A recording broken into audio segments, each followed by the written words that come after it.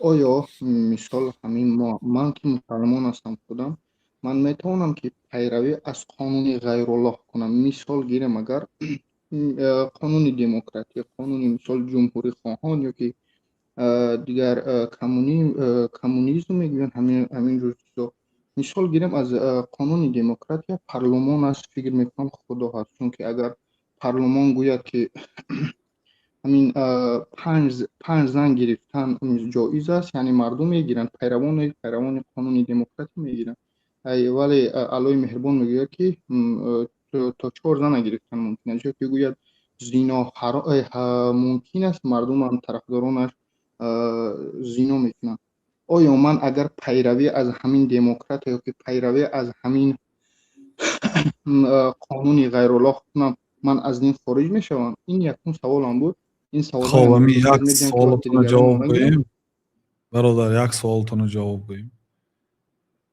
یعنی وقتی شریعت برای شما یک گناه اعلان کرده است، برای وی جزا اعلان کرده است، حرام کرده است، یک قانونی وضعی، قانونی که یک عقل کوتاهی آدمیزاتی که آدم خور است، پدافیل هست، همین ها قانون برارده است. قانونی همون که عمل میکنه ضد قانونی الله تعالی، اونایی که دم از حقوق بشر میزنن و دم از آزادی میزنن، دم از حقوق حیوان میزنن، اینا بدترین آدم‌ها خداشون. چقدر قانونی و های پیروی میکنه و کفر است های قانون.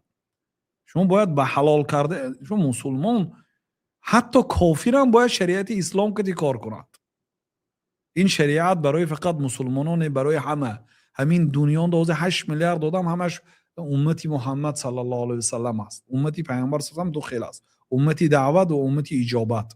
امتی دعوت این است که پیامبر صلی الله علیه و سلم وظیفه دار بودند که همه همین مسلمان شوند. وظیفه پیغمبر صلی الله علیه و سلم دعوت کردن تمامی همین آدمایی که در روی زمین زنده هستن، همین به اسلام دعوت کردن بود. از نال شروع کردن، از صفر آمدن. خدیجه را دعوت کردن، قبول کردن. ابوبکر را دعوت کردن، قبول کردن. خیلی ابوبکر کافر هم نبودن، لیکن خدیجه در دین قومشون بودن، قبول کردن. زید ابن حارثه پسر خواندشون بود، دعوت کردن، مشرک بود، قبول کرد. همین گونه، یعنی همین آدم هایی که در مکه بودن، اینا کافر بودن، مشرک بودن، بت پرست بودن. اینا دعوت کرده اینقدر کردن در مدت 23 سال. بعد وفات پیامبر صلی الله علیه و سلم همین وظیفه بر دوش علما و طالب علمان است که مردم رو دعوت به این دین مقدس اسلام کنند، همچون وظیفه پیامبر صلی الله علیه و سلم. ان العلماء ورثه الانبیاء، علما میراث پیامبران هستند. عیناً وظیفه پیامبر صلی الله علیه و سلم رو اینا اجرا میکنند.